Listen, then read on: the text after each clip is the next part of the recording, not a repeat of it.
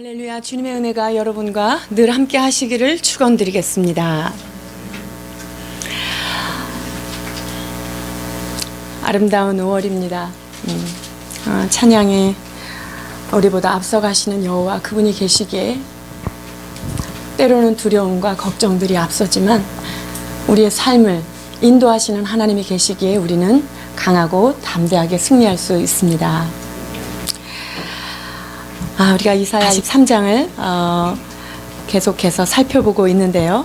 여러분, 이 하나님의 말씀은, 이 성경은 무엇을 가장 메인으로 담고 있을까요? 그것은 하나님이 어떤 분이신가 하는 당신 자신에 대한 것을 기록하고 있습니다.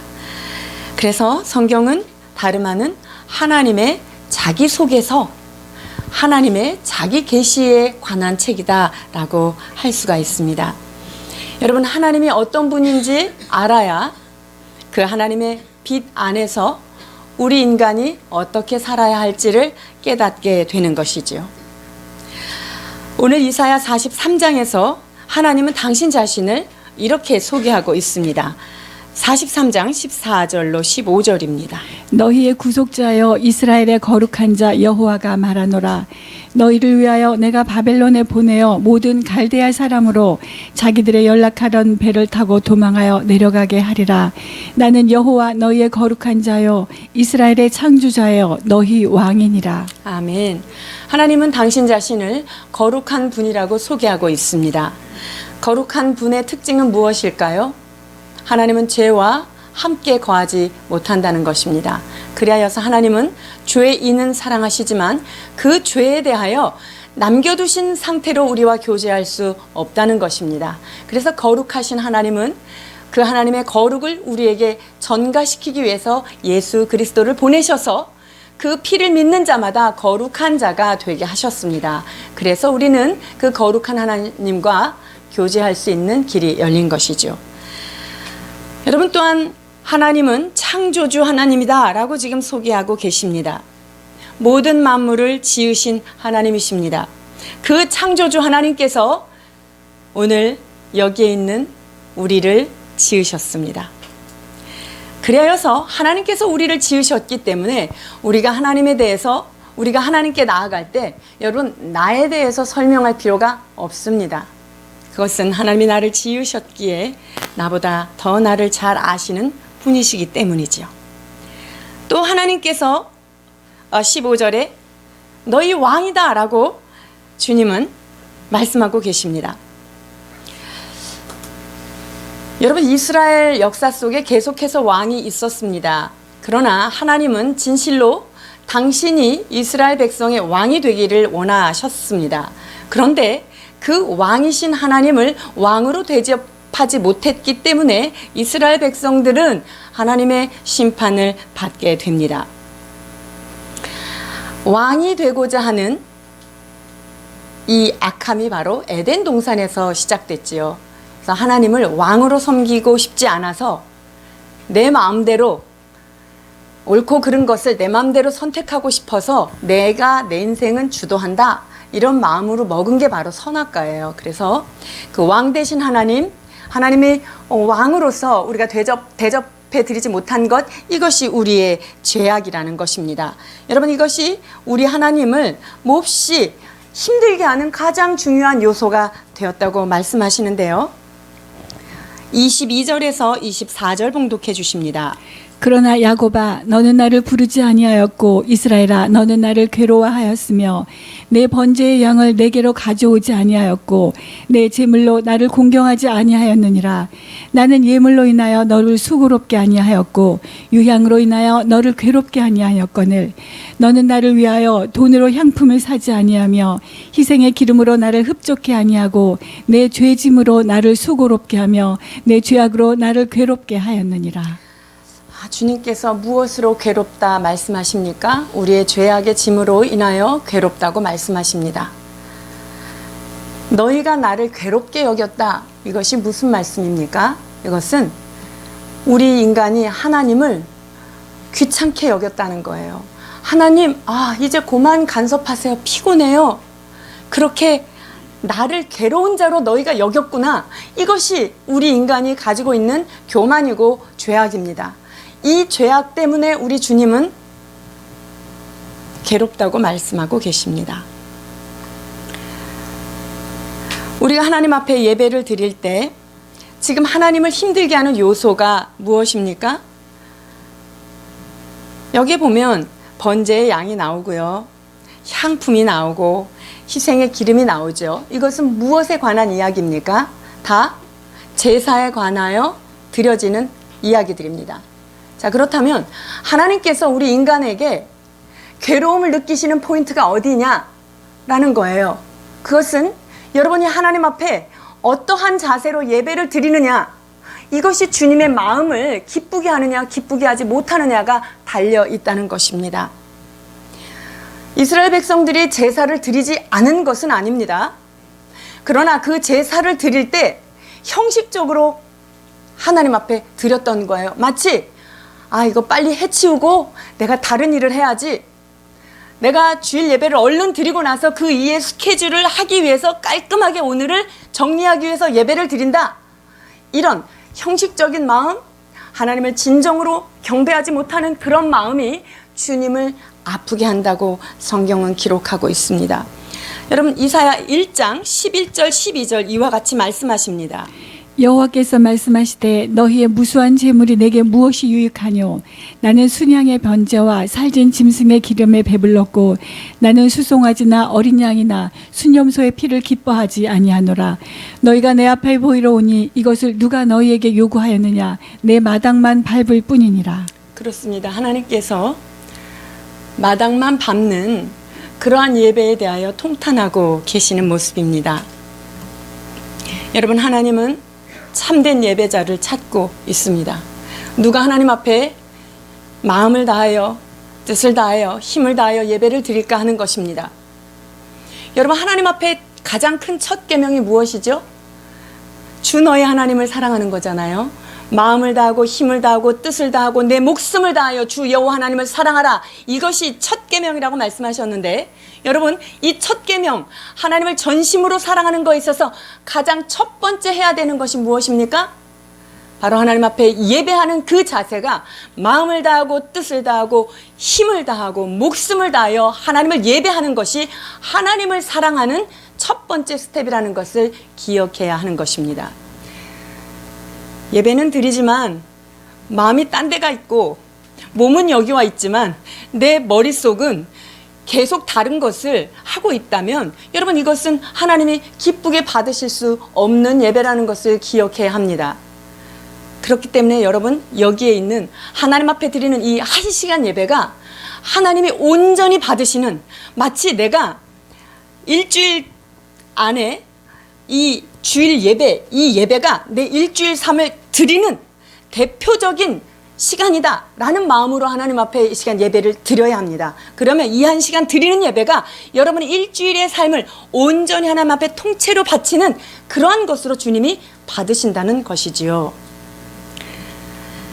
여러분이 예배 드릴 때 내가 무엇을 맡은 자다 라는 생각으로 예배를 드리면 예배가 흩어지지 않아요. 내가 순서를 맡았는데 안 올 수도 없고요. 내가 순서를 맡았으면 순서를 맡은 거 실수하지 않으려고 얼마나 그거를 우리가 다 계산하고 하죠. 여러분들, 이 자리에 여러분들이 자리를 맡은 자입니다. 그래서 자리를 맡은 자로서 최선을 다해서 이 자리는 내가 접수한다.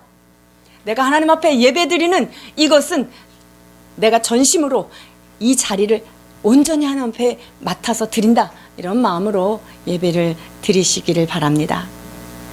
진정한 예배란 시간과 물질과 나의 존재 자체를 그 구원하신 하나님 앞에 힘껏 드리는 것입니다. 정성을 다하여 하나님 앞에 드리는 예배가 하나님이 기뻐 받으시는 예배인 줄 믿습니다. 우리가 이왕 예배를 드리는데 주님께서 마당만 밟고 가는구나 라는 예배가 되지 않아야 되겠습니다. 여러분, 하나님이 기억하시는 참된 예배자 되기를 주님의 이름으로 축원드립니다. 생각을 붙잡으셔야 돼요. 예배 드릴 때 우리는요, 공중 권세 잡은 자들이 이 세상에 살고 있잖아요.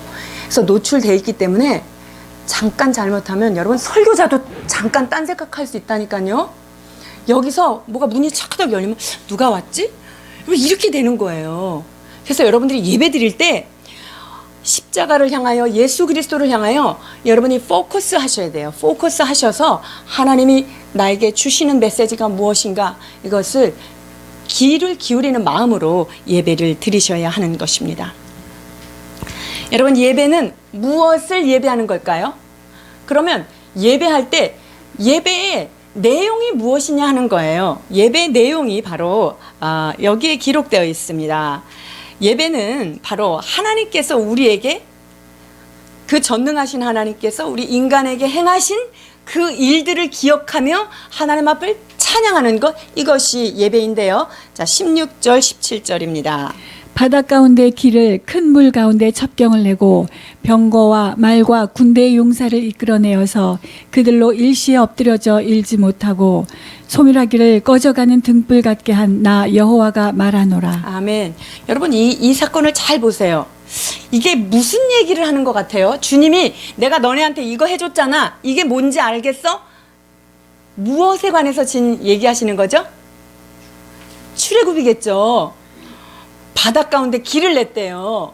이스라엘 백성들에게 있어서 그 큰 물 가운데 홍해 가운데 사람이 걸어갈 수 있는 길이 났던 것, 이거는 이스라엘 백성들에게 있어서 기억에서 잊혀지지 않을 놀라운 사건이에요. 그래서 하나님께서 내가 너희들을 애굽에 종살이하고 있었을 때 바다 가운데 길을 냈고 큰 물 가운데 첩경을 냈다.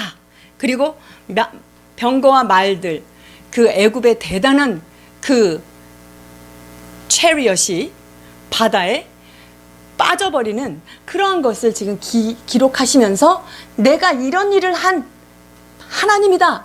나는 이런 거룩한 자여 너희를 이렇게 해서 구속하신 자다 라고 지금 자기 자신에 대해서 말씀하고 계시는 것입니다. 그래서 우리가 하나님을 예배할 때는 주님이 여러분 삶 가운데 행하신 일이 무엇인지, 주님께서 나 한 주간 동안 와 어떻게 그런 일이 일어났지?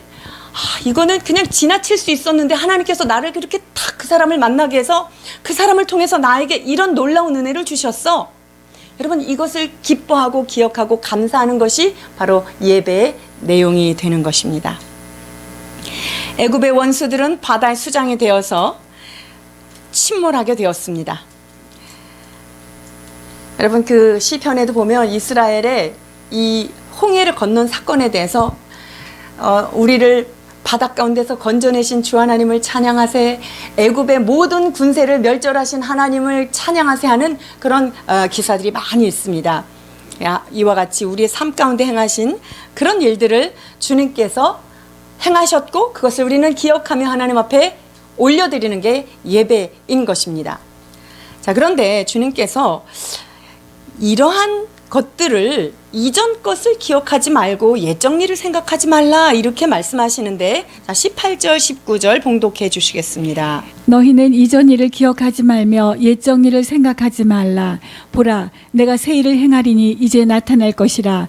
너희가 그것을 알지 못하겠느냐. 정령이 내가 광야의 길과 사막의 강을 내리니. 아멘. 주님께서 이스라엘 백성들에게 잊혀지지 않는 이 출애굽 사건에 대해서 기록을 하시고, 그런데 그것을 이전 일을 기억하지 말라 이렇게 말씀하시는데 이것은 무엇을 의미할까요? 그것은 여러분 이 홍해 사건 그것보다 더 놀라운 사건이 있을 거니까 그거가 다가 아니야. 그래서 과거의 사건은 과거의 사건일 뿐이야. 과거에 매이지 말아라 라고 하시는 말씀이 바로 그 이전 것을 기억하지 말라고 하는 것입니다. 여러분 아무리 위대한 사건이라 하더라도 여러분 과거는 이미 과거가 된 거예요. 그렇다면 그것을 통해서 하나님께서 내 삶 가운데 새로운 일을 행하실 것이라고 하는 기대를 가지라 라고 하는 말이 기억하지 말라라는 것입니다. 여러분 사람 만나보면 정말 과거를 사시는 분들 있죠. 내가 말이야 옛날에 라떼는 말이야 이러면서 자기의 늘 과거에 대한 이야기를 계속하는 사람이 있어요. 이 과거가 좋은 것도 나쁜 것도 여러분 과거에 묶여 있으면 안 됩니다. 어떤 사람은요 20년 전에 받은 그 과거의 상처 만날 때마다 얘기합니다. 저는 아주 상담할 때 그런 사람 제일 힘듭니다. 오래됐어요. 아주 오래됐는데도 그 과거라고 하는 그 시점에 딱 묶여서 더 이상 하나님께서 행하시고 주님이 나에게 계획하신 일들을 보지 못하고 계속 그 아픈 상처에만 묶여 있는 사람들을 만난다는 거예요.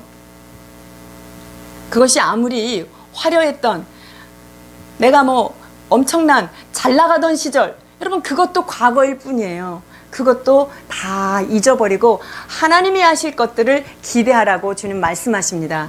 여러분 미래를 사시길 바랍니다. 여러분 과거에서 떠나시길 바랍니다. 하나님께서 오늘 우리에게 주신 이 프레젠트가 프레젠트예요. 그게 무슨 말이에요? 프레젠트, 현재가 프레젠트, 선물이라는 뜻입니다. 그래서 하나님께서 우리에게 주시는 지금도 지속해서 우리에게 은혜를 계속 쏟아부어 주시는 그 하나님의 은혜를 기억하며 여러분들의 과거에 묶이지 않는 여러분 되시기를 축원드립니다. 하나님께서 그 홍해 사건과 비교할 수 없는 놀라운 일을 계획하고 계시는데 그게 무엇일까요? 여러분 모세 당시에 가장 강력한 세력은 애굽이었어요. 근데 그 애굽의 전차를 완전히 멸절시키고 이스라엘을 승리케 하신 그 하나님이 자 이사야 당시에 가장 강력한 세력은 누구라고요? 바벨론이에요. 바벨론. 그 바벨론 세력을 애굽이 무너지는 정도하고는 비교할 수 없이 내가 놀라운 일을 이룰 것이니 너희는 옛날 거에 묶이지 말라 하는 거예요. 그래서 여러분 과거에 실패한 거 있습니까? 두려워하지 마십시오. 하나님이 그 모든 과거를 청산하고 여러분에게 새로운 일을 계획하고 계시는 것입니다. 그래서 하나님을 기대하는 자는 과거에 묶이지 않아요. 왜냐하면 하나님은 우리의 내가 너희에게 대한 생각을 내가 안 하니 재앙이 아니라 소망이요 너희의 장래에 희망이 있게 하려 함이라 하신 미래 하나님이시기 때문에 그렇습니다. 그래서 하나님을 보는 자는 여러분 어떤 과거에도 묶이지 않는 거예요. 슬픈 것, 괴로운 것, 고통스러운 것 빨리빨리 떠나보낼 수 있는 것이 바로 하나님의 그 소망을 바라볼 때 가능한 것입니다. 여러분 이 바벨론이라는 나라는요 애굽은 사실 대제국 안에 들어가지 못해요. 그래서 애굽 나라 이렇게 기록해요. 역사도 애굽을 그냥 나라로 봐요. 물론 그 제패한 영토가 굉장히 넓지만 그러나 바벨론은 제국이라고 하잖아요. 바벨론 제국. 그게 뭐예요?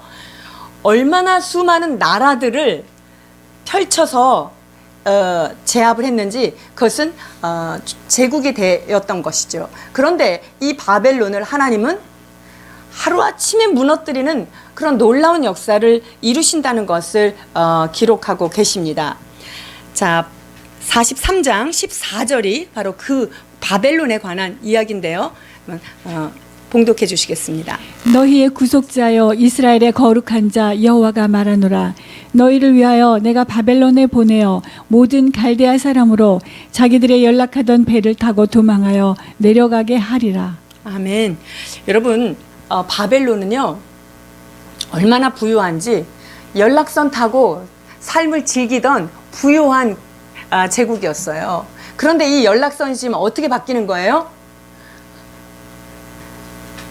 피난민이 막 쫓겨서 도망가는 그 연락선을 타고 도망가게 하겠다고 말씀하시는 거예요. 그러니까 어느 날 아침에 잘 즐기고 있다가 나라가 갑자기 망하게 되는 그런 형세로 하나님께서 바벨론을 무너뜨리고 너희들이 지금 바벨론에 포로로 끌려가서 남의 나라의 지배를 받고 있지만 내가 그 바벨론을 무너뜨리고 너희들을 그 포로에서 구해내겠다라고 하는 약속을 지금 하나님께서 하고 계시는 것입니다.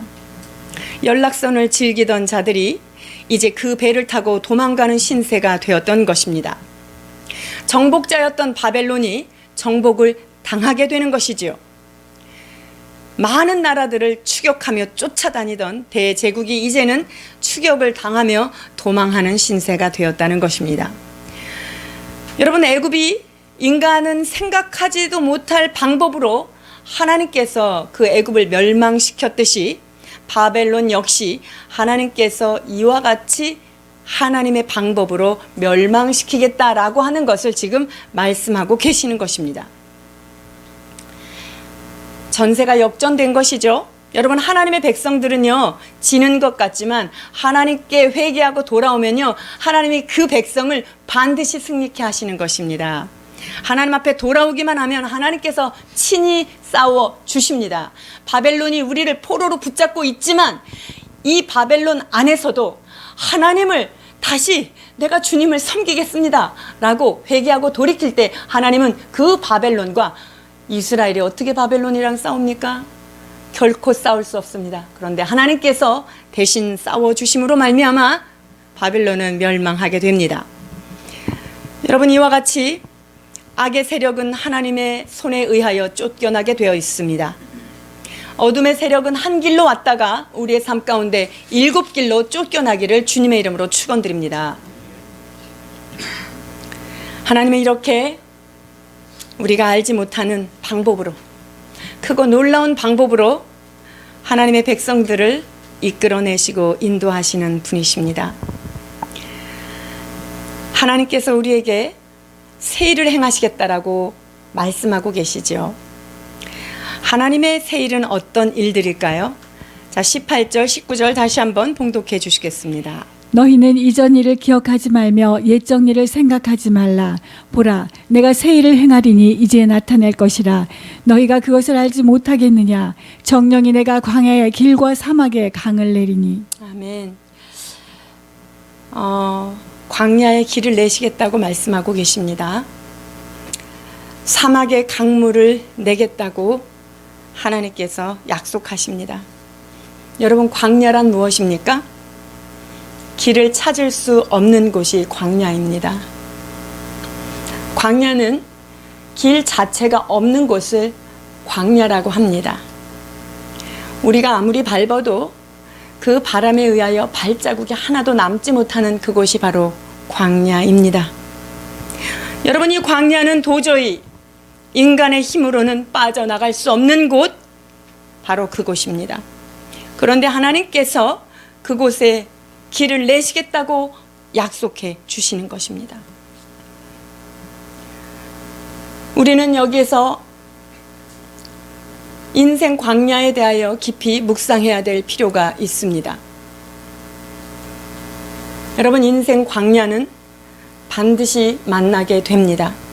여러분이 지금 현재 상황의 광야가 아니라 할지라도 우리의 삶에는 반드시 이와 같은 광야를 지나가게 되는 것이죠. 광야를 만나고 싶지 않고 안 지나갔으면 하는 곳, 피할 수만 있다면 피할 수 있었으면 좋겠는 곳, 이것이 바로 광야입니다. 아무것도 먹을 것, 입을 것 아무것도 없습니다. 그곳이 하나님이 우리 인생 가운데 꼭 거쳐가게 하시는 곳입니다. 우리가 광야를 지날 때, 아, 여기가 광야구나 라는 것을 인정해야 될 때가 있어요. 왜냐하면 내가 아무리 뭐를 힘쓰려고 해도 내가 할 수 있는 일이 전혀 없는 거예요. 내가 누구를 돕고 싶어도 도울 수 있는 게 전혀 없는 것, 아무것도 인간이 할 수 있는 것이 없는 곳, 그것이 광야입니다. 여러분, 그 광야를 인정할 때 거기서부터 하나님은 일하시기 시작합니다. 그래서 광야는 하나님만을 기대하게 되는 그러한 신비한 곳입니다. 광야에서 우리는 그 장렬한 태양 안에서 죽을 것 같습니다. 그러나 광야에서 우리는 죽을 것 같지만 죽지는 않습니다. 너희가 살고자 하면 죽을 것이요 죽고자 하면 살 수 있는 그곳이 바로 광야입니다. 왜냐하면 광야는 오직 하나님의 손만 역사하실 수 있는 곳이기 때문에 그렇습니다. 이렇게 고통스러운 광야, 그런데 이 광야를 하나님이 보는 관점과 우리가 보는 관점은 사뭇 차이점이 있는 것 같습니다.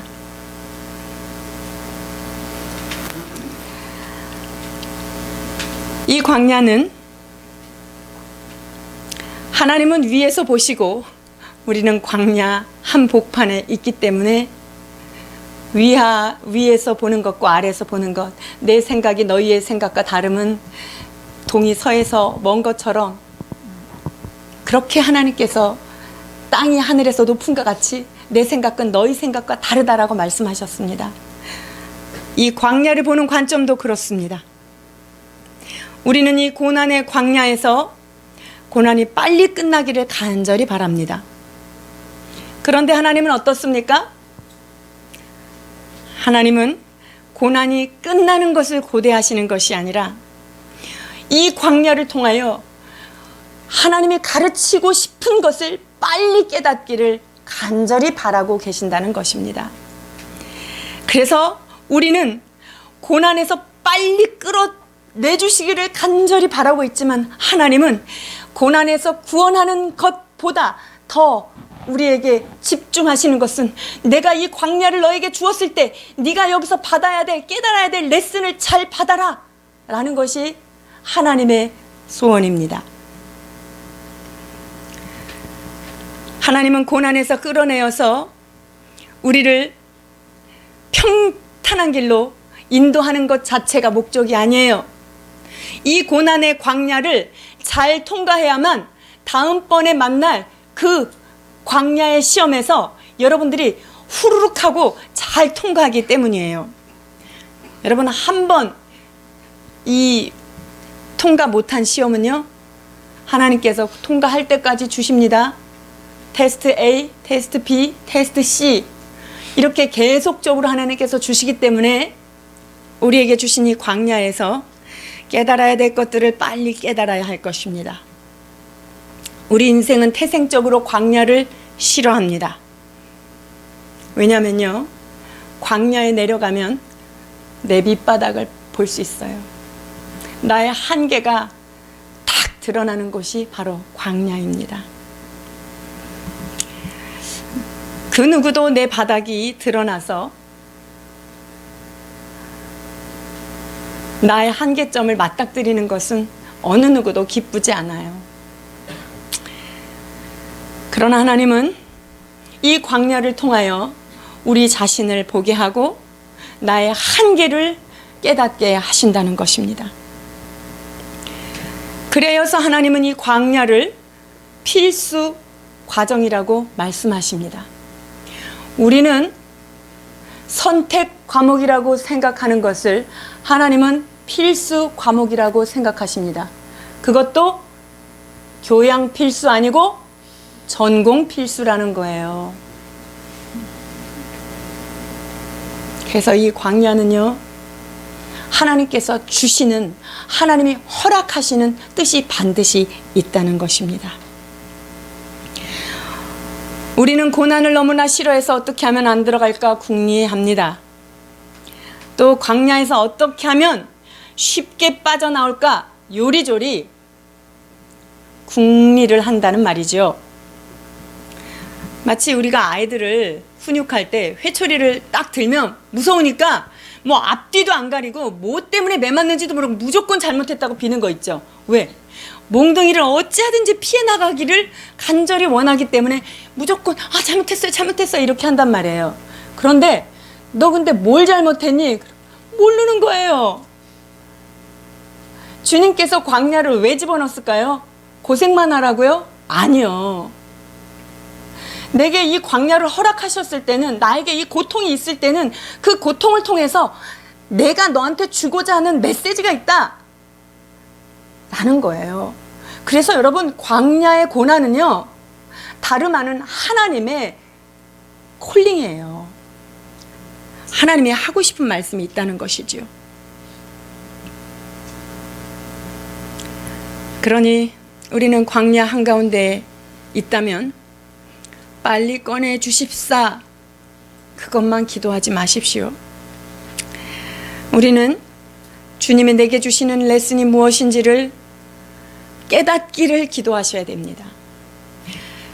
그 원인을 깨닫게 되면 하나님이 그곳에서 우리를 끌어내실 것은 당연하기 때문입니다. 광야를 통과할 때 우리는 하나님에게 온전히, 광야는 아무것도 보이지 않고 오직 주님만 보이는 곳이기 때문에 우리는 하나님께만 집중할 수 있는 것입니다. 하나님만 집중할 때 하나님의 음성이 들리기 시작합니다.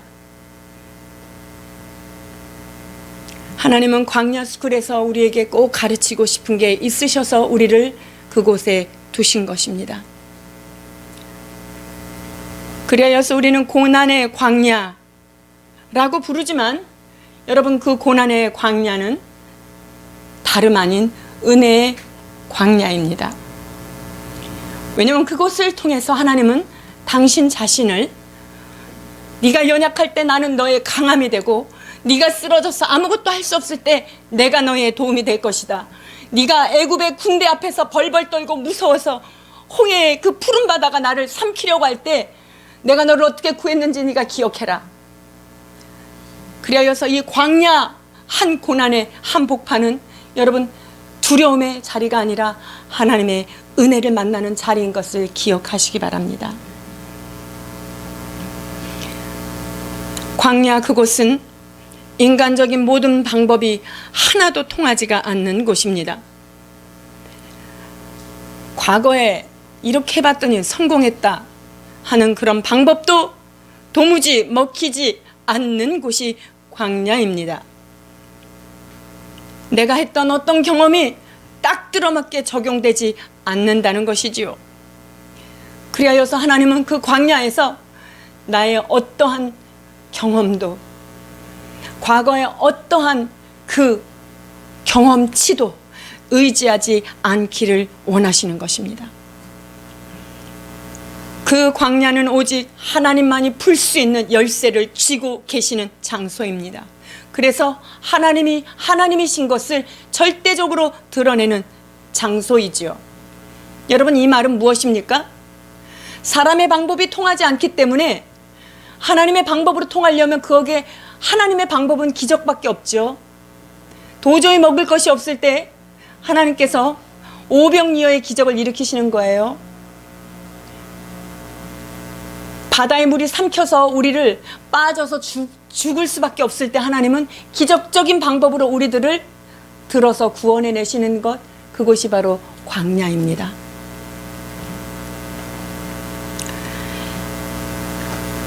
이 광야에서 우리는 하나님께서 하시는 레슨을 하나하나 잘 받아서 주님의 기적적인 방법으로 거기에서 헤어나오는 우리가 되어야 될 줄 믿습니다. 여러분, 광야에서 하지 말아야 될 게 있습니다. 광야에서 하지 말아야 될 게 있는데, 하나님께서 내가 새 일을 행하리니 너희는 알지 못하느냐? 그렇게 말씀하고 계시죠? 하나님께서 광야의 길을, 사막의 강을 내시겠다라고 말씀하시는데, 많은 사람들이 어떻게 합니까? 광야에서 가만히 있으면 안 될 것 같아요. 이걸 어찌하든지 빠져나가야겠어요. 종이삽을 들어요. 그래서 열심히 파요. 그래서 내가 나름대로 길을 만들어요. 바람이 불어요. 1초 만에 그 길은 사라집니다. 그래서 광야에서 하지 말아야 되는 것은 여러분들이 길을 만드는 거예요. 여러분들이 문제를 해결하려고 이리저리 뛰어다니고 내 방법을 찾는 것입니다. 광야, 그곳은 우리 인간의 모든 노력이 무력화되는 곳이고, 그리하여서 오직 하나님만 볼 수밖에 없는 훈련의 장입니다. 그런데 우리 어리석은 인간은 그곳에서마저도 하나님이 좀 배우라고, 내 음성만 듣고 나만 바라보라고 두신 그 광야에서조차도 우리는 이리저리 삽을 들고 뛰어다닌다는 것입니다. 여러분, 하나님이 길을 여시지 않았는데 내가 길을 만들어서 그 길을 가려고 하지 마십시오. 그것은 참으로 어리석은 일입니다. 하나님만 묵상하셔야 합니다.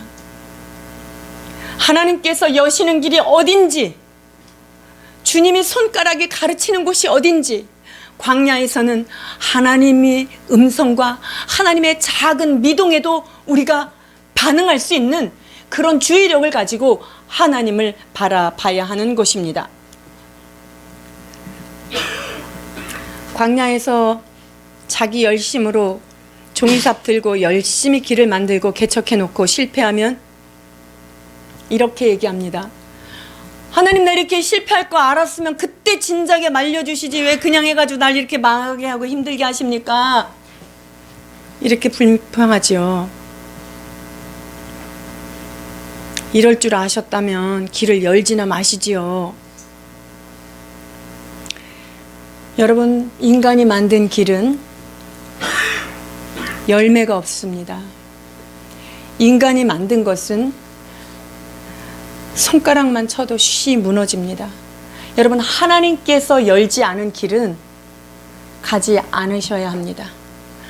여러분이 아무것도 보이지 않고 내가 어떻게 해야 될지 모르는 광야 가운데 있다. 내가 어떤 것을 선택해야 되는데 내 앞에 미래를 어떻게 해야 되는데 아무것도 할 수 없다. 여러분, 그렇다면 하나님이 어떻게 인도하시는지를 하나님을 보십시오.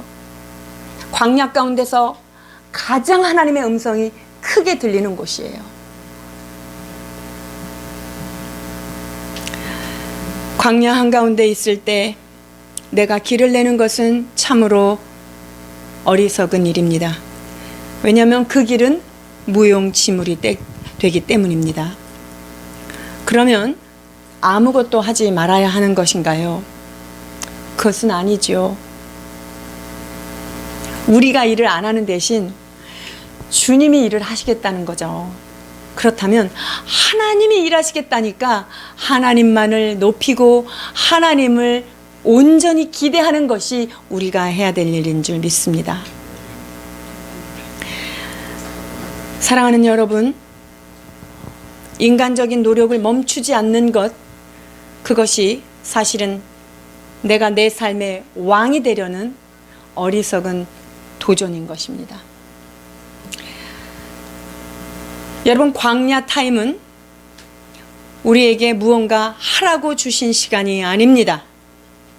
이 광야는 내가 새 일을 행하겠다라고 하시는 하나님의 의지가 활활 타오르는 곳, 그곳이 바로 광야입니다. 그렇기 때문에 여러분, 내가 아무것도 할 수 없을 때 너무 괴로워하면서 무엇을 찾으려고 하지 마십시오. 겸손히 하나님 앞에 하나님을 기대하십시오. 우리의 삶의 길에 하나님이 광야를 만나게 하시지만 그 광야 가운데 하나님을 온전히 의지하는 자에게는 하나님이 놀라운 방법으로 길을 여시는 것입니다. 위대한 하나님의 사람들은 모두 다 광야를 통과했습니다. 이스라엘의 위대한 지도자 모세가 애굽의 왕자로 40년을 살았어요. 여러분, 그러면 그 바로 왕이랑 친밀한 관계가 있을 때가 딱 40년 때 아니겠어요? 근데 하나님은요, 바로 앞에 세울 때 이 모세를 40년을 광야에서 굴리십니다. 왜 이 모세가 광야가 필요했을까요? 얼마나 잘난 사람인데. 하나님은 이 모세를 40년이라고 하는 광야 생활을 통하여서 지면에 그 온유함이 승하도다. 모세보다 더 온유한 사람은 없도다. 라고 말씀하십니다. 만약에 애굽 왕자인 상태에서 바로하고 단판 지어가지고 이스라엘 백성을 끌어왔다면요, 이스라엘 백성들이 광야로 출애굽하고 나갔을 때 얼마나 속을 새겨요? 그러면요, 그때 그냥 그 사람들은요, 가나안 들어가기도 전에 그냥 홍해 건너기도 전에 다 죽었어요. 하나님은 이 모세를 하나님의 위대한 지도자로 만들기 위하여 40년 동안 그의 애굽의 왕자로서의 자기의 힘을 다 빼주신 것입니다. 그래서 광야는 너무나 고마운 시간이에요. 반역한 이스라엘 백성을 향해 끊임없이 중보하며 하나님을 설득까지 하면서 인내와 온유함을 지켰던 그 모세는 이 40년을 거쳤던 위대한 사람이었습니다. 여러분, 그렇다면 요셉은 어떻습니까? 최고로 사랑받는 아들이었습니다. 원픽으로 자랐어요. 그랬던 그가 이집트의 노예로 팔리게 됩니다. 이집트의 노예로 팔린 걸로 끝났으면 좋은데 억울한 누명을 뒤집어 쓰죠. 아주 치욕스러워요. 여러분, 정치인들 중에서도 여러 가지 죄가 많이 있지만 이 스캔들에 걸리면 참 창피합니다. 요셉은 그 누명을 뒤집어 쓰고 감옥으로 내려갑니다. 그러나 여러분, 요셉에게 있어서 이런 광야의 10여 년의 시간이 없었다면 어땠을까요? 하나님이 그 아버지 야곱을 불러들였을까요? 그 형제들을 이 요셉이 만나면 어떻게 했을까요? 너도 좀 팔려봐라, 이렇게 하지 않았을까요? 이 광야 40년을 통하여 모세를 준비하신 것처럼 이 요셉의 10여 년의 감옥과 노예 생활을 통하여서 하나님은 그를 위대한 하나님의 지도자로 세우셨습니다. 이 요셉이 거기에서 견딜 수 있었던 건 무엇입니까? 몸은 감옥으로 내려갔지만 그는 하나님을 바라봤던 것입니다. 그가 처해 있는 상황은 광야 고난의 한복판이었지만 요셉은 끊임없이 하나님만을 바라보았던 것입니다. 그래서 광야에서 할 일은 이것밖에 없습니다. 보라, 내가 새 일을 행하리니 라고 말씀하신 하나님의 말씀을 믿고 하나님이 일하실 것을 믿음으로 바라보며 기대하는 것입니다. 믿음의 눈을 뜨고 보라고 말씀하시는 것입니다.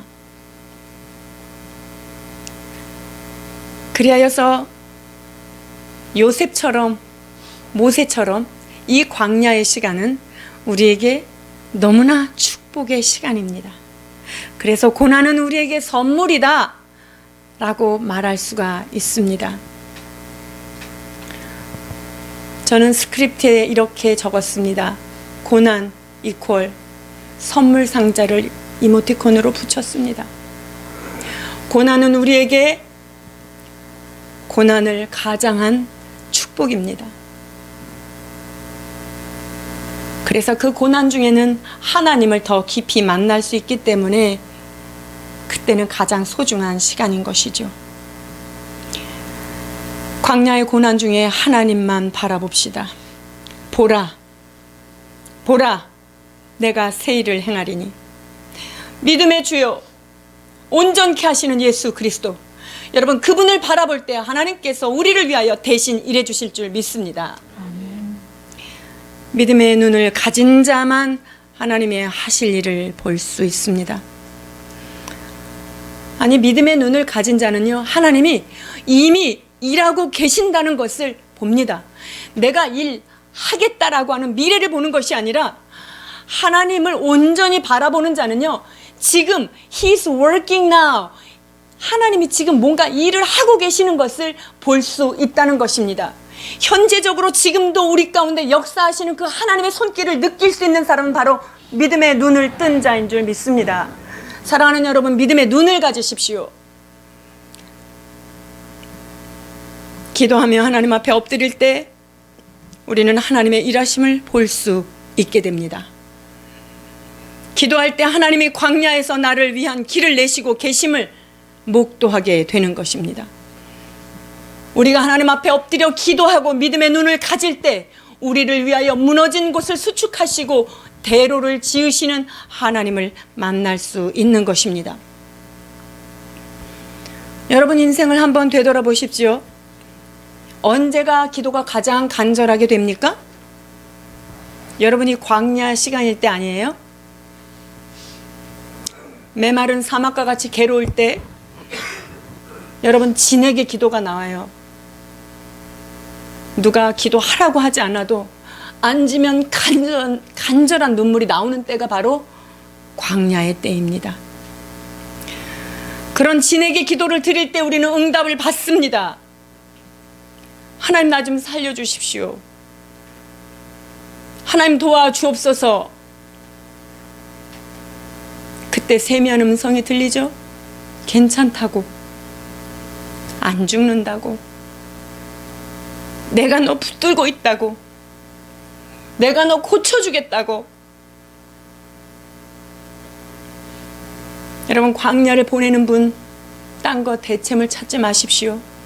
보라, 내가 새 일을 행하리니 말씀하신 주님만 바라보시길 바랍니다. 여러분, 예수님을 언제 만나셨습니까? 여러분이 언제 교회에 오셔서 예수님을 만나게 되셨어요? 여러분이 인생 광야에서 뺑뺑 돌 때, 어찌할 바를 몰라 고생하고 있을 때가 아닙니까? 그래서 고난의 때는 감사의 때인 것입니다. 여러분이 잠자다가 벌떡 일어나도 부를 수 있는 인생 찬양은 어떤 것입니까? 내가 어려울 때 그 찬양 하나로 나를 일으켜 세웠던, 광야의 때 불렀던 찬양이 아닙니까? 삶이 소망이 사라지고 앞이 캄캄할 때 불렀던 그 찬양, 우리는 그 찬양을 잊을 수가 없습니다. 그 뜨거웠던 찬양과 예배를 우리는 잊을 수 없는 것이죠. 내 인생 내가 실수해서 망했구나, 망쳤구나, 실망할 때 하나님 한 번도 나를 실망시키신 적 없고 언제나 공평과 사랑으로 나를 이끄시네. 신실하신 하나님, 오신실하신 주. 또한 아무에게도 말 못할 아픔을 가지고 괴로워할 때 우리에게 어떤 찬양이 들려왔습니까? 두려워 말라, 너와 함께함이라. 놀라지 말라, 나는 내 하나님이 됨이라. 여러분, 그런 인생 광야의 시간에 우리는 하나님을 바라볼 때 위로부터 내려오는 하나님이 생수를 허락하여 주십니다. 그것은 우리에게 광야의 길이 되는 것이고, 그것이 사막의 생수가 되는 것입니다. 그러니 우리는 광야의 시간들을 감사해야 합니다.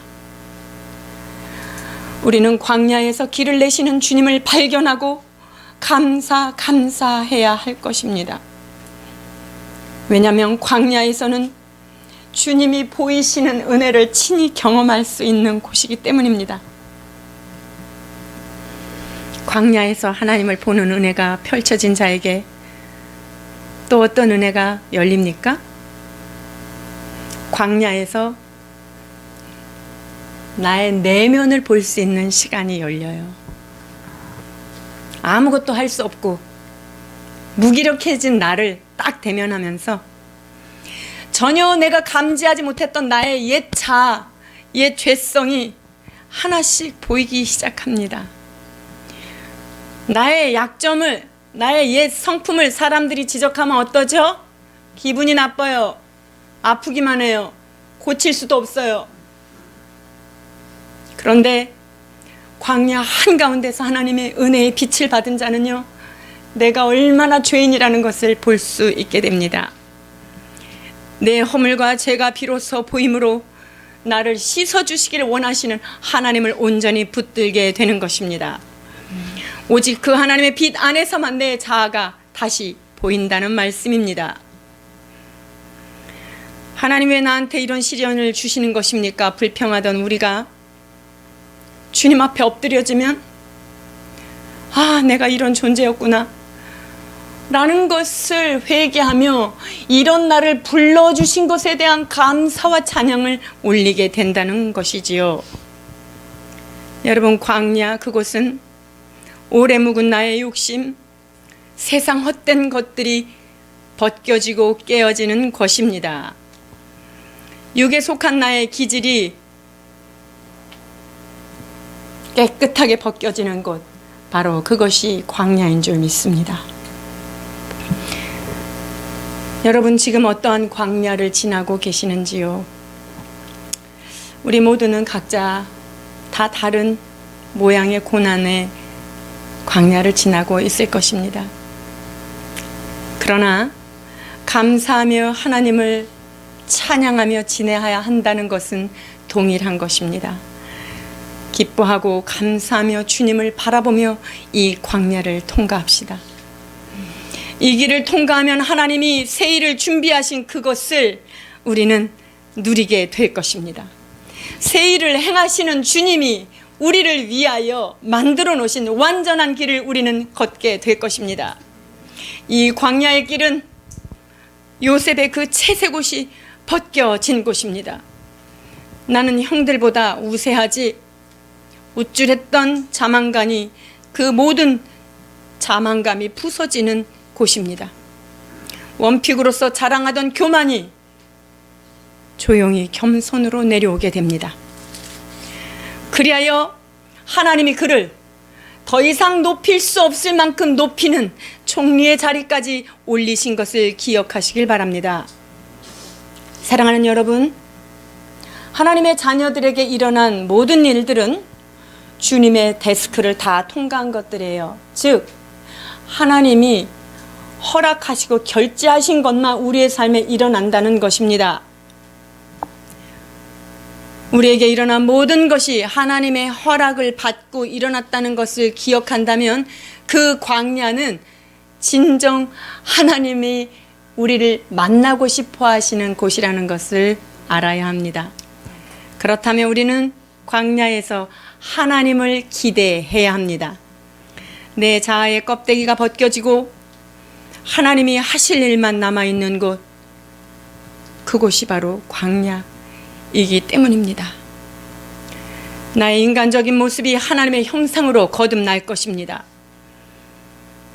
하나님은 광야에서 비로소 우리의 온전한 찬양을 받으실 것입니다. 그래서 43장 12절에 21절에 이렇게 말씀하십니다. 내 백성 내 이름을 찬송하기 위하여 지은 내 백성을 오게 하라. 여러분, 하나님은 광야 한복판에서 하나님을 바라볼 때 우리들을 통해서 하나님이 찬송을 받기를 원하십니다. 새로운 일을 시작하신 주님을 찬양합시다.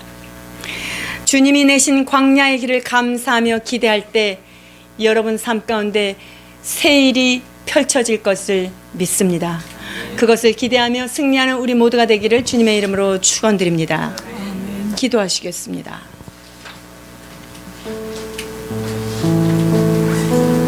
사랑하는 주님, 지금은 아무것도 보이지 않고 끝없는 모래와 황량한 광야처럼 보입니다. 그러나 우리가 광야를 지날 때에 여전히 그곳에서 길을 만드시는 하나님을 보기를 원합니다. 보라, 내가 새 일을 행하리니 이제 나타낼 것이라.